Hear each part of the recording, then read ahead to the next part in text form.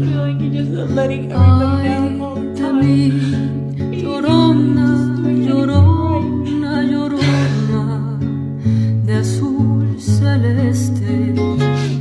Matt Damon breaks his silence on Ben Affleck and Jennifer Lopez's heartbreaking split, revealing the unseen struggles that fame and love couldn't overcome.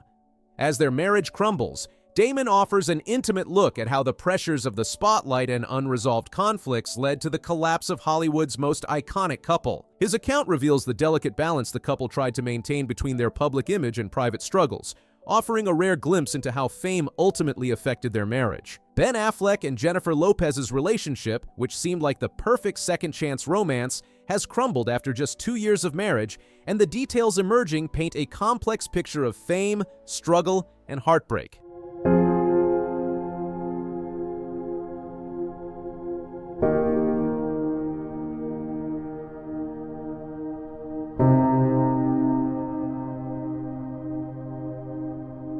The cracks began appearing in early 2024, though few could interpret them at the time. While the couple maintained a facade of marital bliss, attending events together and house hunting in New York City, subtle signs of strain were becoming evident to those closest to them. Matt Damon, Affleck's lifelong friend and confidant, was among the first to notice these changes. Ben has always struggled with the spotlight, Damon revealed in a recent interview. The pressure of being one half of Bennifer took a toll on him, just like it did the first time around. But this time, the stakes were higher and the pressure was more intense than ever. To comprehend the collapse of this high-profile marriage, we must first examine Affleck's complex relationship history. His pattern of intense romances followed by dramatic breakups began in the late 1990s with Gwyneth Paltrow. Their relationship, which blossomed on the set of Shakespeare in Love, set a precedent for what would become a recurring theme in Affleck's romantic life. Paltrow's infamous comment about Affleck preferring a bikini-clad waitress serving cold beers wasn't just a casual jab. It highlighted deeper issues that would haunt his future relationships. Even then, industry insiders noted Affleck's difficulty balancing his desire for privacy with the demands of public life. The decade Affleck spent married to Jennifer Garner provides crucial context for understanding his current situation. Their relationship, which began during the filming of Pearl Harbor and deepened on the set of Daredevil, showed both Affleck's capacity for commitment and his struggles with maintaining it. Garner, who supported Affleck through multiple rehabilitation stints, described him as a complicated man, capable of intense presence and affection one moment, yet prone to becoming distant and withdrawn the next. This pattern would later echo ominously in his relationship with Lopez. It's a beautiful thing. It is a beautiful thing. I'm happy for you. I'm happy that you're happy. You deserve it. You work so hard. Thank you. And as you know, love is the most important thing. Absolutely. So that's all that matters to me, is that you're happy and that you're in love. Seriously. You're sweet. And there it is right there. It is. I did my interview for Marry Me, and then they put Jennifer Lopez in love on the cover. Yep. Yes, that's nice. How is the relationship different the second time around? And how are you different the second time around? I mean, I think it's funny because you mentioned the Amazon original. It deals with that 20 years, you know. A lot of the things that are in it are inspired by things that I went through. Obviously, it's not an autobiographical thing at all. It's more kind of meta. Yeah. But it definitely takes things that I understood and I knew and I had lived, and it really is the story kind of a hopeless romantic, you know, and their journey and the things that happen to you, the things that you can go through. With that. I mean, some things are there for dramatic purposes, but, you know, there are definitely things that were inspired by different things I went through in my life. Ben Affleck and Jennifer Lopez's reunion in 2021 captured the public's imagination as a rare second chance at love. Their first relationship in the early 2000s had ended largely due to intense media scrutiny, with paparazzi following their every move. When they reconnected nearly 20 years later, many believed they had grown wiser and better equipped to handle fame's pressures. Their initial reunion seemed to support this hope. They appeared more mature and secure in themselves, suggesting they could better navigate the challenges that had previously torn them apart. Their intimate Las Vegas wedding, followed by a grand celebration in Georgia, painted a picture of a couple who had finally found their happy ending. However, according to Matt Damon's insights, old patterns began emerging almost immediately. The key breaking point came when Lopez decided to include their private communications in a documentary project. This decision crystallized their fundamental difference in approaching public life. While Lopez embraced transparency and sharing their story with fans, Affleck struggled with what he saw as an invasion of their private life. This tension mirrored their earlier relationship's problems, where Affleck had similarly felt overwhelmed by the public nature of their romance. The situation demonstrated that despite the passage of time, their core conflict around privacy versus publicity remained unresolved.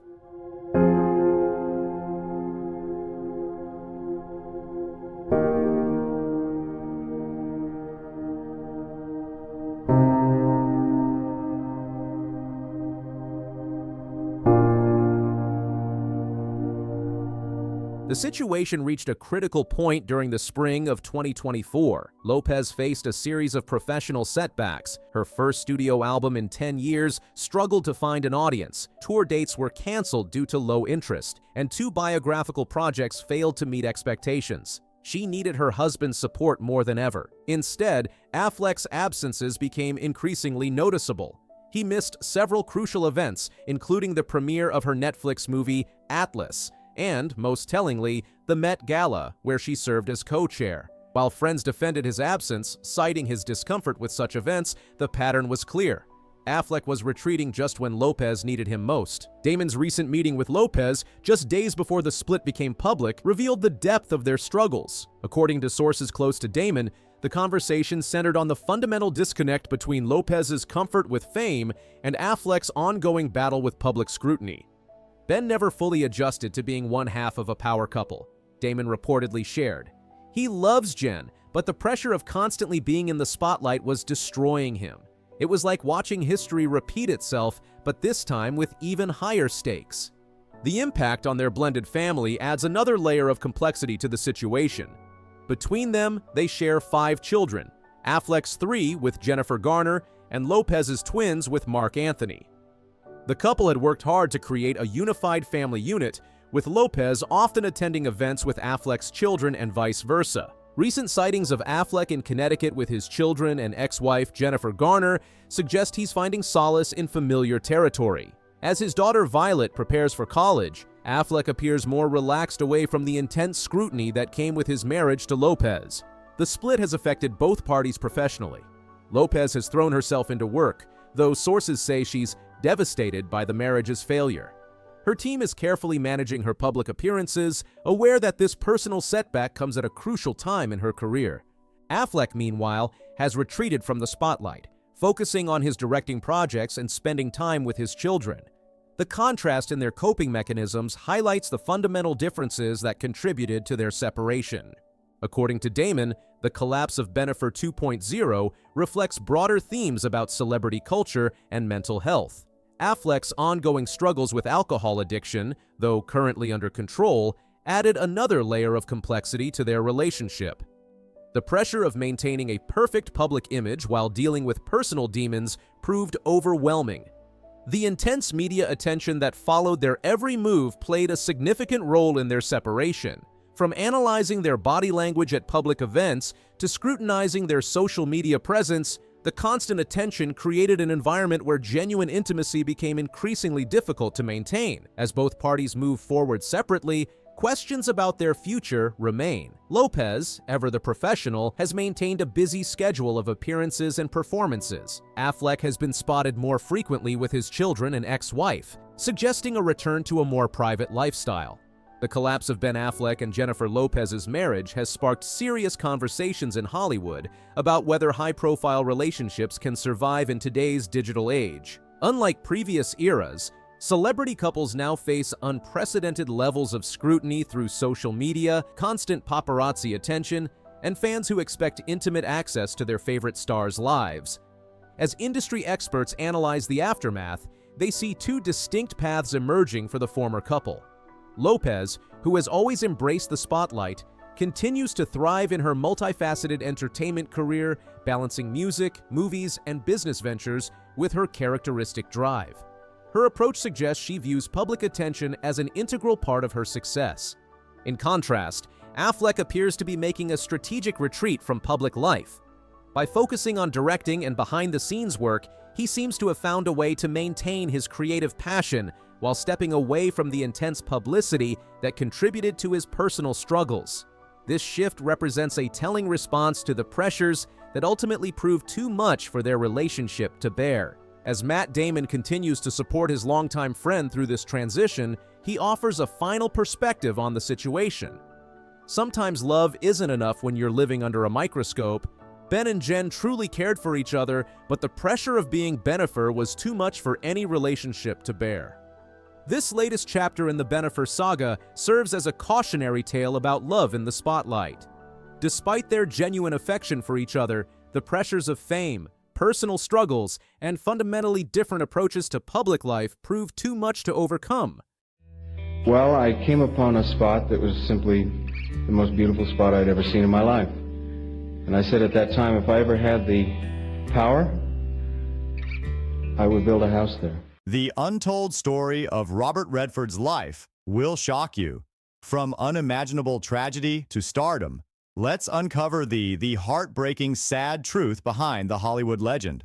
Robert Redford's life reads like more than just another Hollywood story. Born on August 18, 1936, in Santa Monica, California, he grew up in a modest home with his father, Charles, a milkman who later became an accountant, and his mother, Martha Hart. His early years seemed ordinary enough, but at age 18, he faced his first major loss when his mother died from complications following the birth of twin girls who didn't survive. This loss left a deep mark on young Redford, who later expressed regret about taking his mother for granted. In his younger years, Redford was known for being rebellious. Although he earned a sports scholarship to the University of Colorado, he had a hard time finding his way. He got into trouble with the law, including being arrested for stolen jewelry, and his drinking eventually caused him to lose his scholarship. After leaving college, he went to Europe to study painting, a choice that surprisingly led him to acting. In 1958, Redford married Lola Van Wagenen, beginning a relationship that would span nearly 3 decades. The young couple started with only $300 to their name, but their early financial struggles paled in comparison to the personal tragedy that awaited them. Their first child, Scott, died from sudden infant death syndrome at just 10 weeks old. The loss devastated the couple, though they rarely spoke about it publicly. Redford later supported Sid's research, hoping to prevent other families from experiencing similar heartbreak. Hey, Bucks? Yes. Thanks.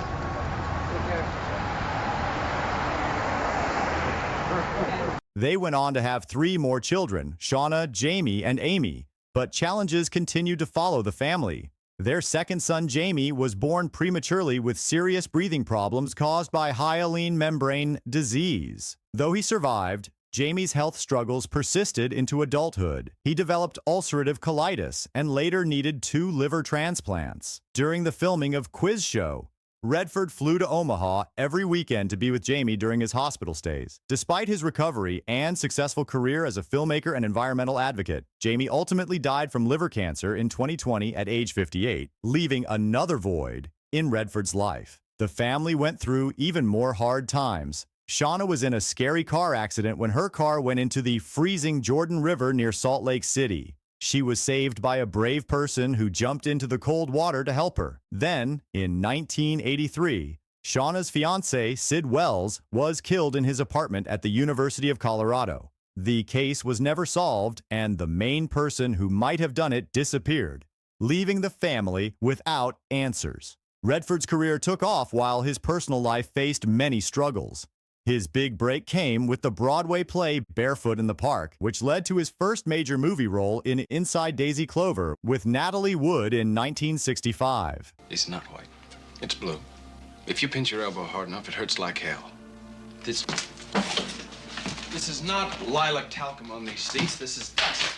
This marked the beginning of an important friendship that would end tragically with Wood's drowning in 1981. Another personal loss that deeply affected Redford. His Ryanship in Hollywood was with Paul Newman, beginning on the set of Butch Cassidy and the Sundance Kid. Their on-screen chemistry reflected a genuine off-screen bond marked by playful pranks, including Redford gifting Newman a dented Porsche for his 50th birthday, only to have Newman return it crushed into a sculpture. When Redford's marriage ended in 1985, Newman provided crucial support. Newman's death in 2008 felt like losing a brother, adding to the list of personal losses Redford had to endure. But wait, there is more. Despite his success, Redford maintained a complicated relationship with fame. His striking looks sometimes worked against him, notably losing the role in The Graduate because directors thought he was too handsome to believably struggle with women. Frustrated with being typecast, he moved behind the camera, directing Ordinary People in 1980, which earned him an Academy Award for Best Director. In 1981, Redford founded the Sundance Institute, creating a platform for independent filmmakers that would become his lasting contribution to cinema. The annual film festival in Park City, Utah has launched countless careers and transformed the landscape of independent film. Even after stepping down as its public face in 2019, Redford's commitment to nurturing new talent remains strong. As he approaches his 90th birthday, Redford has slowed down physically but maintains his passion for environmental causes and independent film. The athletic lifestyle he once enjoyed has given way to quieter pursuits at his Utah ranch. He spends time with his grandchildren and focuses on conservation projects, finding peace away from Hollywood's demands.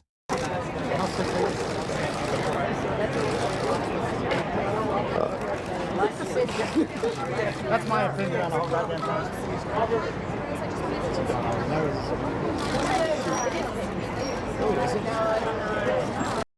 His marriage to Lola ended in 1985 after 28 years, a separation both described as mutual but filled with regret. The demands of his career and extended absences had taken their toll, though they remained friends, united by their love for their children. Lola had put her own dreams on hold to manage their household and children's health issues, a sacrifice that ultimately contributed to their separation. Looking back on his life, Redford acknowledges that fame brought both opportunities and costs. His journey from a grief-stricken young man to a Hollywood legend who never lost touch with his humanity shows both the price of success and the power of resilience. Through personal tragedies and professional triumphs, he maintained his commitment to storytelling and environmental causes, creating a legacy that extends far beyond his acting career. Now, in his later years, Redford finds joy in simpler pleasures.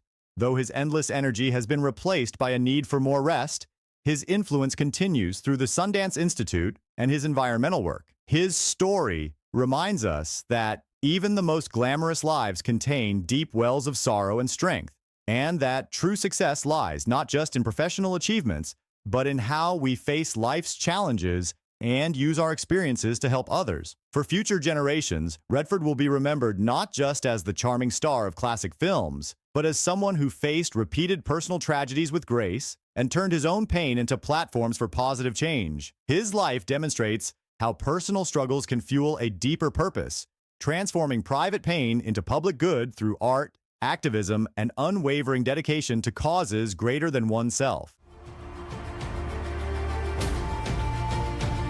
At 74, Princess Anne has finally admitted what we all suspected. Her relationship with Princess Diana was far from easy. In a rare moment of openness, the famously stoic royal has broken her silence on the complex and often fraught connection between herself and the people's princess. Princess Anne, at the age of 74, has finally broken her silence on a complex and often strained relationship that has intrigued royal watchers for decades. The Princess Royal, known for her stoic demeanor and unwavering dedication to duty, has addressed the tensions that existed between herself and the late Princess Diana. For years, speculation about the relationship between these two prominent royal figures has been rife. Their contrasting approaches to royal life and public duty have long been a subject of media scrutiny and public fascination. Now, in a rare moment of candor, Princess Anne has provided insight into the dynamics that shaped their interactions and the underlying factors that contributed to their differences. Anne's royal legacy and work ethic. Princess Anne has long been regarded as one of the hardest-working members of the British royal family. Her approach to royal duties is characterized by a no-nonsense attitude and an intense schedule of engagements and charitable work. In 2023 alone, Anne carried out about 500 official engagements, more than any other royal family member except King Charles III. Anne's dedication to service is rooted in a belief that royal duty should be carried out without expectation of praise or public recognition. This philosophy stands in stark contrast to the glamour and media attention often associated with other members of the royal family. Anne's focus has consistently been on serious issues such as healthcare and international development. She has been the patron of Save the Children UK since 1970 and has visited over 50 countries in support of their work. Her preference for action over self-promotion is evident in her approach to these causes. The influence of Queen Elizabeth II is evident in Anne's approach to royal duties. Like her mother, Anne holds a traditional view of the monarchy and its role in society. For decades, the tension between the two was the subject of speculation. It was whispered about within palace walls and sensationalized in the press. Contrast with Diana's approach. The arrival of Princess Diana into the royal family in 1981 marked a significant shift in public perception of the monarchy. Diana brought a fresh energy and a new level of media engagement that captivated the public. Her charisma and ability to connect with people on an emotional level were unprecedented within the royal family. Diana's approach to royal duties often involved high-profile charity work and intimate interactions with the public. She was known for her hands-on approach, famously shaking hands with AIDS patients without gloves in 1987, challenging societal stigmas. Her work with landmine charities in Angola and Bosnia in the late 1990s brought global attention to the issue. Anne's reaction to Diana's approach was one of skepticism. She viewed the increased focus on personal image and media attention as a potential distraction from the core responsibilities of the royal family. Anne believed in working behind the scenes, focusing on substance rather than style. This fundamental difference in perspective led to a clash between tradition and modernization within the royal family. While Diana was seen as a breath of fresh air by many, Anne remained committed to the more traditional aspects of royal duty.